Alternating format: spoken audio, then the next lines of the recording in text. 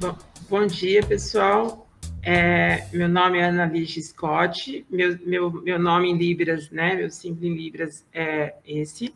Eu sou uma mulher trans, de cabelos castanhos escuros no ombro, que estão presos. Eu estou usando uma máscara para proteção, porque eu estou gravando esse podcast direto do meu laboratório na Universidade Federal do ABC. Estou com uma camisa preta com bolinhas brancas e brincos. Eu estou aqui com a Juliana, que é a nossa tradutora de Libras. Obrigada, Juliana, pela ajuda, por todo o trabalho.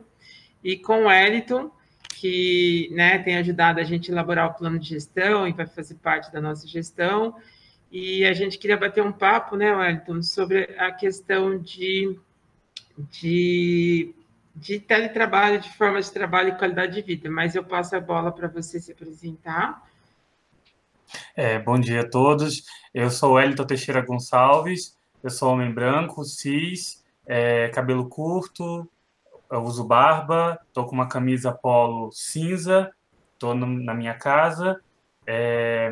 Eu trabalhei durante um período considerável com gestão de pessoas. Atualmente eu trabalho na seção administrativa da Pró-Reitoria de Assuntos Comunitários e Políticas Afirmativas da UFABC. Aí agora a Juliana, nossa tradutora de Libras, vai se apresentar. Bom dia, eu sou uma mulher branca, de cabelo cacheado, loiro, castanho, e estou com uma blusa preta, uma camiseta social e um fundo branco, usando óculos e um fone de ouvido com um microfone na boca. Obrigada. Obrigada, Juliana. Wellington, a gente sabe que a sociedade, né, ela vai mudando, né, muito rapidamente, né, com o avanço das tecnologias e com todas as mudanças no contexto socioeconômico.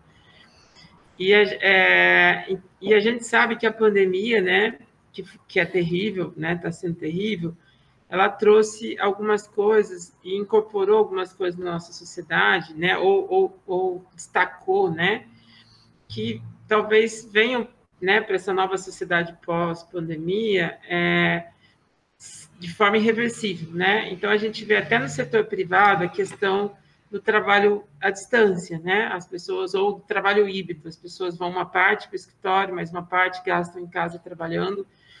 Quando eu tive em 2018 na Universidade de Pittsburgh, eu fiquei 1 ano e 3 meses lá como professora visitante, eu tinha uma amiga que ela trabalhava na NSF nos Estados Unidos e ela fazia todo o trabalho remoto de casa, né?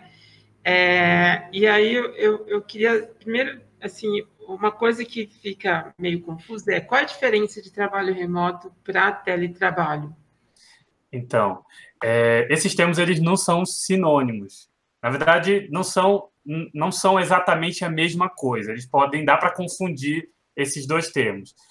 Começando pelo trabalho remoto, que é a realidade que a gente está vivendo hoje na UFABC, a gente também pode chamar de home office, esse trabalho que a gente exerce de casa, ele muitas vezes acontece assim, de maneira eventual, provisória, como é o caso agora, em decorrência da pandemia da Covid-19, que muitos empregadores, e aí também os órgãos públicos, como é o nosso caso, precisaram estipular uma política de trabalho à distância de uma maneira totalmente imprevista para atender a necessidade de isolamento das pessoas em casa.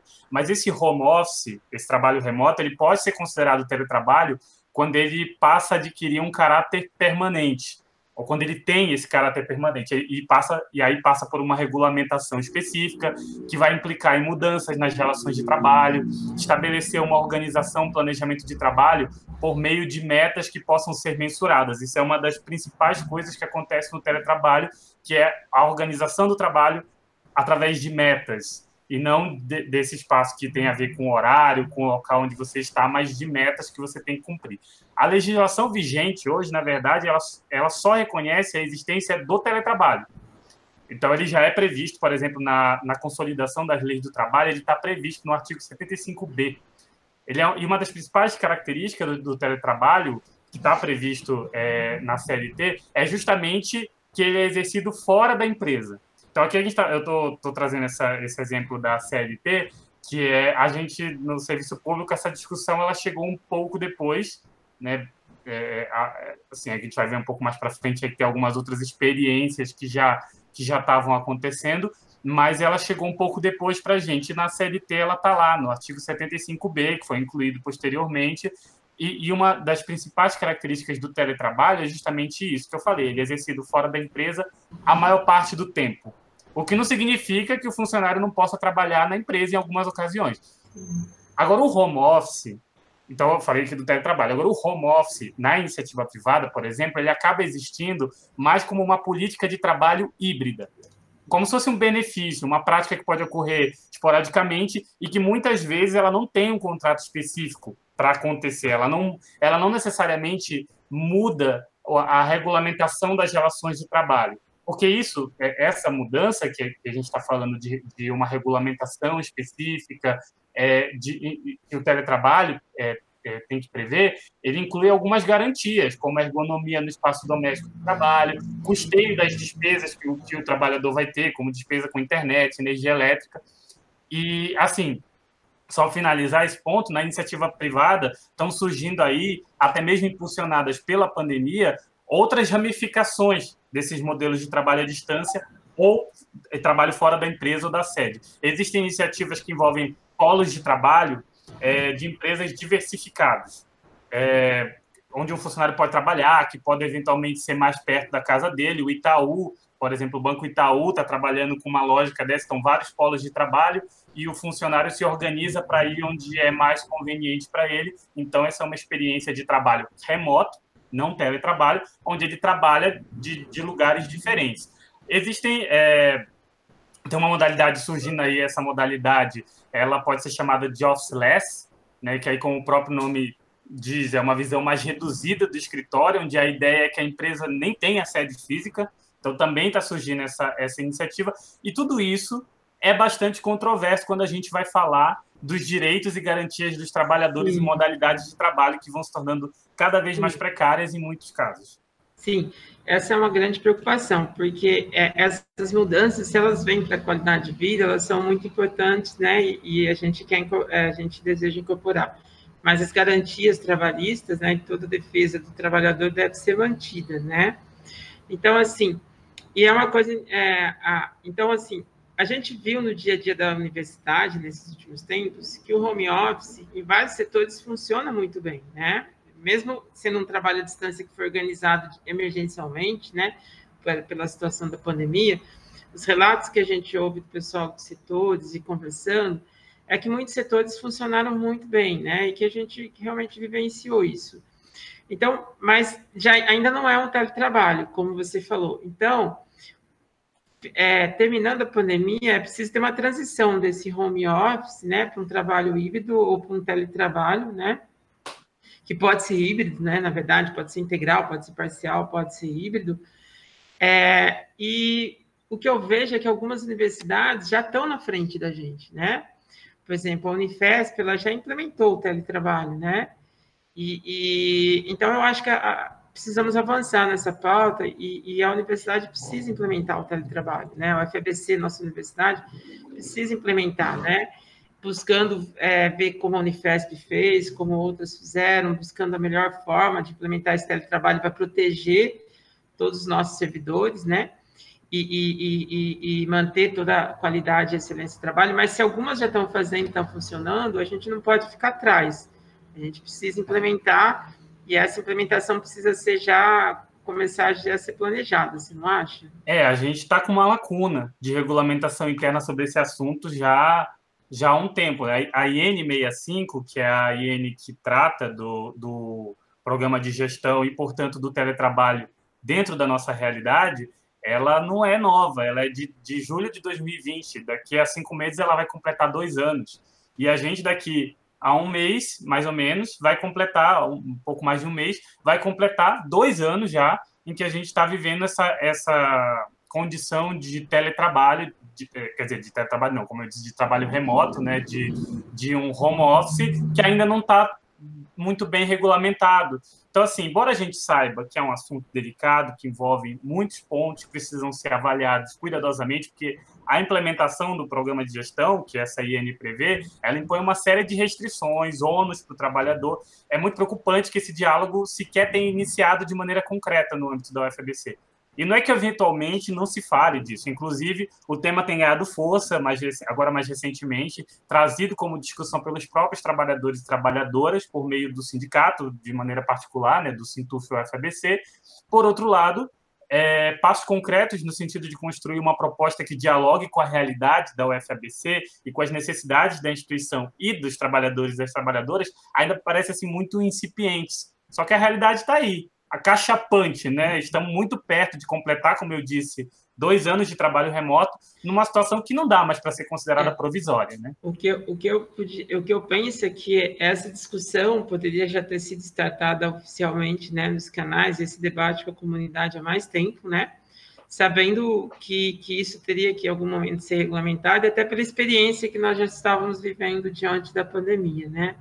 Sim. E aí eu acho que se a nossa equipe chegar na gestão, é urgente que mesmo durante a fase de transição, entre fevereiro e maio, a gente já comece a aprofundar esses estudos dos modelos da Unifesp, de outras universidades, discutir com os setores da FABC, né?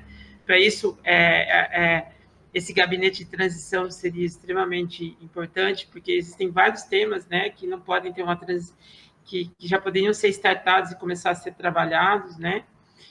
E o teletrabalho, eu acho que é um deles que pede urgência, né? Mas não dá para a gente ficar mais um ano, né, pensando em criar um GT, pensando em postergar, né? Eu acho que a gente pode usar o teletrabalho para o benefício da comunidade toda da FABC, né? Para a qualidade de vida das pessoas, e manter a excelência, né, nas atividades, desde que ele seja implementado com todo esse cuidado que você falou. É um assunto que, quando eu estava pensando, né, me preparando para a gente conversar, eu pensei assim, uma coisa que, com esse trabalho remoto que a gente está vivendo aí, que vai completar 2 anos, as relações de trabalho na UFABC, elas já foram se transformando. E pelo que eu percebo, a gente tem conhecimento de poucos diagnósticos recentes, ao menos que estejam aí disponíveis para o público, de qual o nosso status nesse momento, quais as consequências, quais as implicações. A gente teve mudanças durante esse período que a gente está vivendo o trabalho remoto, que vão ser muito difíceis de enfrentar numa volta regular, entre aspas, né? Uma volta regular para o escritório. Na verdade, a gente ainda nem parou para pensar muito bem o que vai significar esse retorno às atividades presenciais. Como seria esse retorno, né? Que eu acho que ele não pode ser bruto, ele tem que ter uma transição aí, ele tem que ser híbrido, ele tem que acontecer, mas ele precisa ser híbrido. E ainda nós temos uma questão nesse retorno, né? Que é essa questão do ser humano, da pessoa. E a gente ficou 2 anos sem se socializar, né? Exato. Trancados dentro de casa, numa tela. Eu li uma reportagem, várias reportagens, na verdade, até de especialistas, de psiquiatras, psicólogos, que esse é um problema que todas as instituições e todas as empresas vão enfrentar, que é a ressocializar. A gente, né, precisa fazer um trabalho de ressocialização das pessoas também, né? Sim, quando a gente puder voltar 100%, onde é que a gente vai estar nessa conversa quando esse momento chegar? Então, quando eu digo da gente não tá pensando nisso, eu falo a gente enquanto servidores, colegas, né? Ainda que exista já algumas iniciativas, alguns diálogos, eu acho que a gente ainda não caminhou muito nesse sentido, não parou de fato para pensar nisso. Pensando nessa questão, várias universidades já deram passos bastante concretos nessa direção, como você já mencionou, a nossa irmã Unifesp, né? Então a gente tem uma experiência muito próxima, que já foi muito longe na discussão, já está vivendo um outro momento. A Unifesp aprovou a regulamentação do seu teletrabalho em dezembro de 2021, há menos de 2 meses atrás. Outras universidades já começaram a estudar isso. A UFPR, do Paraná, ela instituiu uma comissão para regulamentar o teletrabalho e a sua vizinha, a IFPR, já aprovou o teletrabalho na mesma época. Então, ela começou a discussão em novembro, o IFPR estava em novembro aprovando a regulamentação. E a gente, se for pesquisar, aí vai encontrar outras universidades que também estão dando passos muito concretos nesse sentido já de colocar esse assunto na praça e de até regulamentar, já aprovar uma regulamentação experimental. E colocar uma discussão séria e concreta, né? Não uma coisa assim, vamos pensar, vamos ver se é possível, né? Que é possível, a gente já viu que é, porque a Unifesp é uma universidade muito séria, né? E nossa co-irmã, como você falou, a UFPE também é uma universidade muito respeitada. Então, assim, se existem universidades que são muito sérias e conseguiram, né, discutir, conseguiram criar um modelo, né, a gente também consegue, a UFABC também consegue. Mas é isso que você falou, não dá para esperar entrar uma nova gestão em junho, né, e também não dá para esperar, assim, né, meses, vamos ver, depois que acabar toda a pandemia, vamos começar a pensar, vamos montar um... É por isso que eu acho muito importante, né, caso a gente, né, ganhe a consulta não vinculante, a gente possa já estar dentro desse gabinete de transição, junto com os setores, né, e com a comunidade, a discussão e já o estudo de como normatizar e implementar o teletrabalho, né? Que a gente vai implementar, a gente precisa, é uma realidade, não tem discussão, agora é achar a melhor forma, o melhor caminho, né? Que não pode ser também de uma forma qualquer, né? Tem que ser uma forma que traga benefício para todos, todas e todos, né? Sim.